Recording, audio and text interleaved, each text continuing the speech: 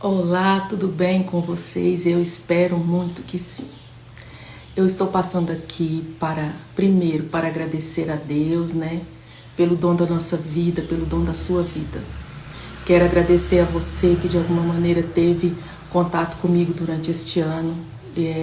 O ateliê foi recheado de muitas alegrias, né, muitos acontecimentos. Eu agradeço a Deus por cada pessoa que de alguma maneira eu tive contato. E que ano que vem nós possamos aí renovar essa amizade, não é? E eu quero desejar a você um ano novo repleto de alegria, que você possa ir realizar os seus sonhos e que você possa encher o seu coração de esperança, né? A esperança, ela tem que nos mover, ela tem que estar dentro do nosso coração. Então é isso que eu desejo a você, muita alegria, muita paz, muita saúde e que Deus abençoe a cada um de vocês.